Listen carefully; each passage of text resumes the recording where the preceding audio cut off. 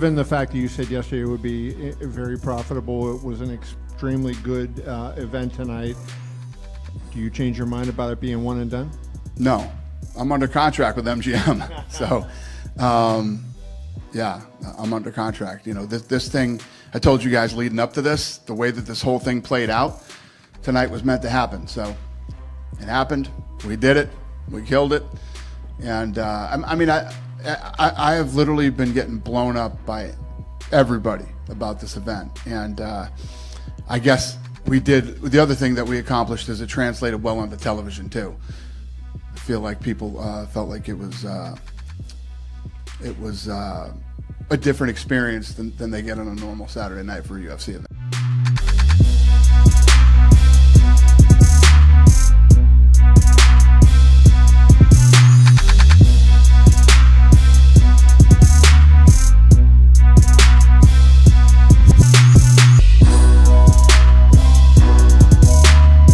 Will you go to Abu Dhabi for Ilya's fight?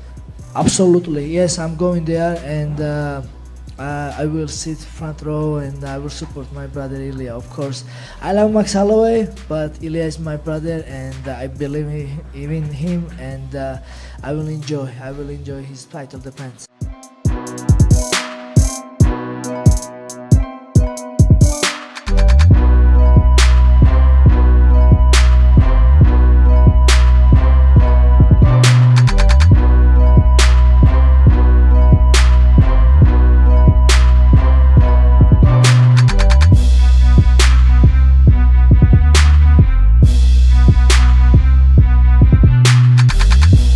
I made this decision like 4 weeks ago.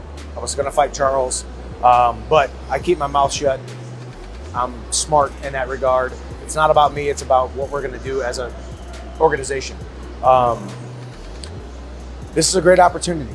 You know, like this is the #1 contender fight. I beat Charles Oliveira. I finally get the opportunity to go fight for the title and cement myself as the #1 guy in the world. I love the Conor fight. I want to fight Conor. I will fight Conor. Conor's not my next opponent, but I am Conor's next opponent, no matter what. He comes back to the UFC. That road goes through Nashville, Tennessee, and Michael Chandler. So it's a fight that I'm excited about. I'm not a guy who looks back and says, I lost to this guy, I want to beat him. But fighting Charles at this time is the right time. And he's the, #2 ranked guy in the world. So it's a great opportunity. Madison Square Garden, the world's most iconic arena. Let's go. And do you believe the fight with Conor will happen early next year? I mean, in terms of timeline, of course, nobody knows, but do you think that will be your second fight? I do. I think it's, I'm not going to tell you a timeline. The UFC has their timeline. I'm sure they've spoken to Conor about the timeline, hopefully, maybe, possibly. But it was too long for me.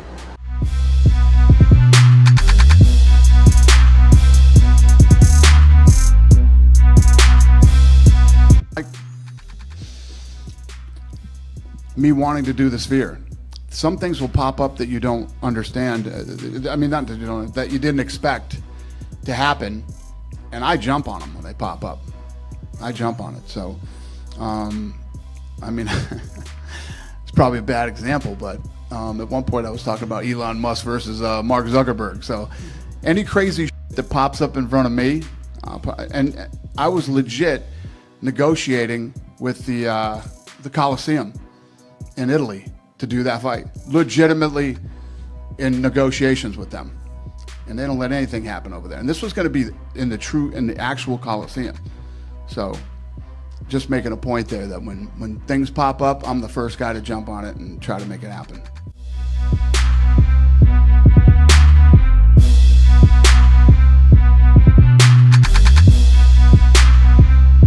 I feel like I want to get to enjoy everything that I have with my family and everything. I feel like a lot of people retire at 30, but they weren't here at 19 years old. So I've been working since I was 4 years old. So I feel like I always say that's why I've been working so hard every day without stop. Like back on Monday, I'm in the gym again because I want to rest at the end, not in the middle. So right now I'm locked in for this year till I get the belt, and when I get the belt, depending sometimes, I want to retire. So I think I'll have the belt, break the record, defend it. So by 25, I think I should be all said and done, because if everything plays out how I imagine it, why should I keep fighting when I'm 27 years old? If I already had the belt, if I already defended it, there's no point to keep going, you know?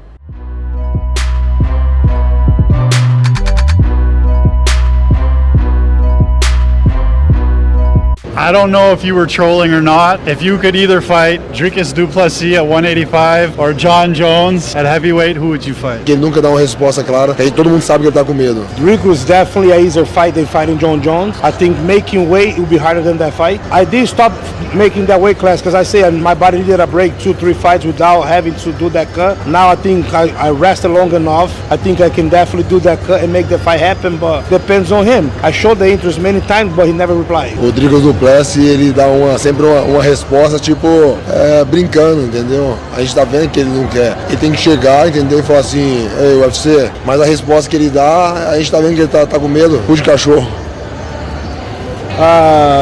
The way that he presents himself, he's always jokes on his response. Like he said that stuff for Strickland, for an example, him. He's never serious. He's always trolling somehow when the subject's presented to him. He never takes serious. So it shows that he's scared. You know what I mean? So like instead of him to just say, look, UFC, let's make me and Pereira fight. So clown. Cu de cachorro. Não vou falar aqui.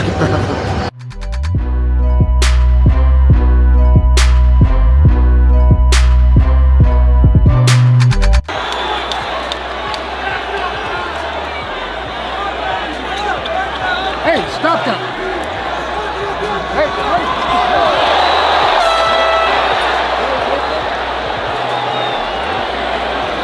Well, no, he didn't call timeout. What happened was Merab and O'Malley's corner were screaming at each other the whole beginning of the fight. They were yelling at each other back and forth, and then Herb Dean stepped in and told them to knock it off.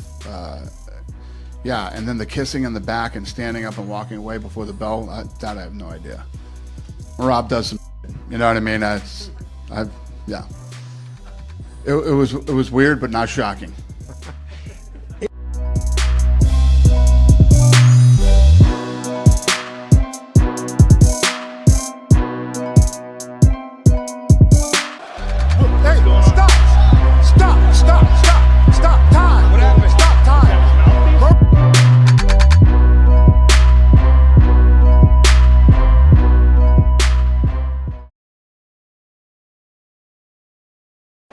I love the Conor fight.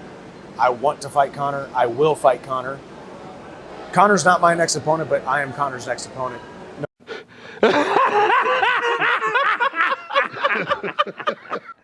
Chandler, I think poor Chandler wants to wait for Conor McGregor to add it.